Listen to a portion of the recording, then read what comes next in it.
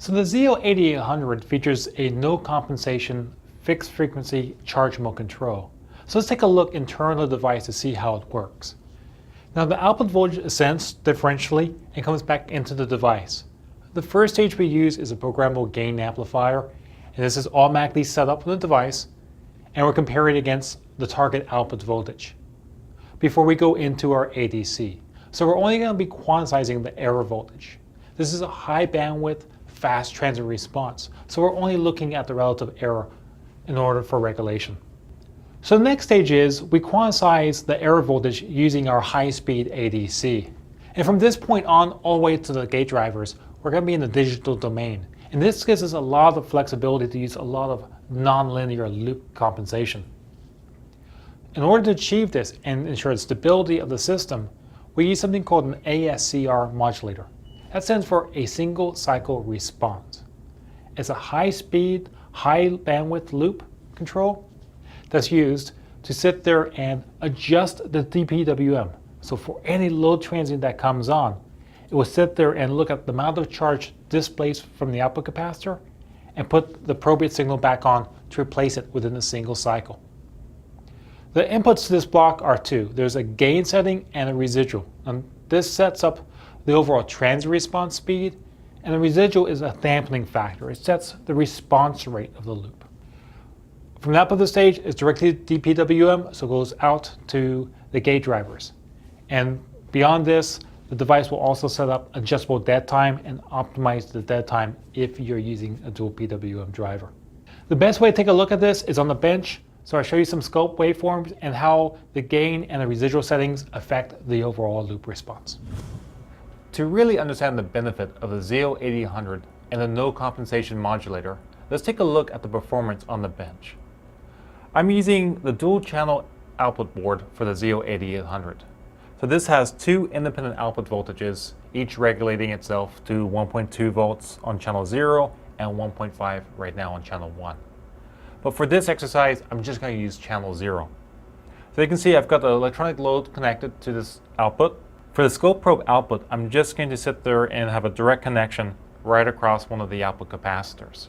That way we get a fairly clean pickup. I'm running with a 12 volt input, and I'm just going to use the electronic load box to step between 5 amps and 15 amps. So we're just going to play a 10 amp load step and look at the transient response.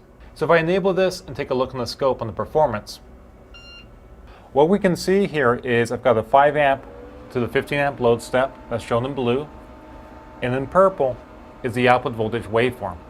With the initial load step of 10 amps going from a 5 amp to a 15 amp level, you can see the output voltage deviation is about 25 to 30 millivolts. That corresponds to about 2% output voltage deviation. That's great for just a standard default setup of the device. So the initial ASCR gain that's programmed through the device is 256, which is a very low setting. That's fine for almost any setup that you use. No matter what output capacitance, inductor, that default setting should come up and provide nice stable, yet fast transient response. If we want to make improvements, we can make some adjustments to it, increasing that gain levels from 256 to 400, 600, 800, maybe up to 1,000 if we really want a high gain output. So let's take a look at what it does and how it affects the transient response. So I'm going to increase it to 400, and as I send the command across PN bus, right away you can see the output voltage deviation drops from about 25 millivolts to under 20 millivolts. So in the scope right now, what you're seeing is this output voltage waveform is AC coupled, and it's about 20 millivolts per division. I can keep increasing it. From 400, now I go up to 600. And it gets even better. Now we're probably about 15 millivolts of deviation for that load transient. We can keep making improvements by continually increasing the gain. So as I go to 800, you can see now we're down to about 10 millivolts deviation.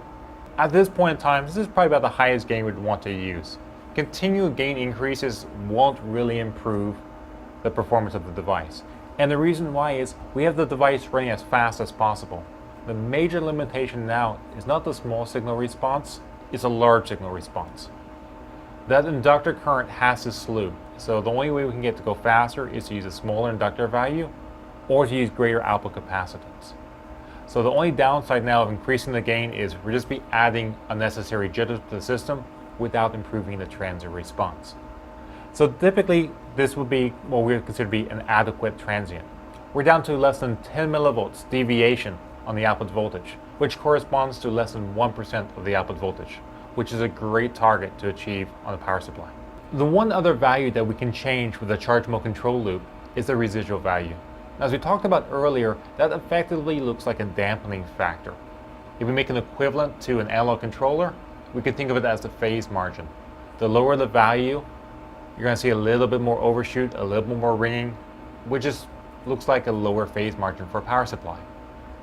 In most cases, you'll find the value of 90 to be ideal. I wouldn't recommend changing it, but you can tune in the power supply if you want to. So let's take a look at how the values affect the transient response. The default value of 90 is set up right now with an ASCR gain of 400. If I change the residual value down to 60, enter it and send it across the PMBus command, you'll notice two things occurred.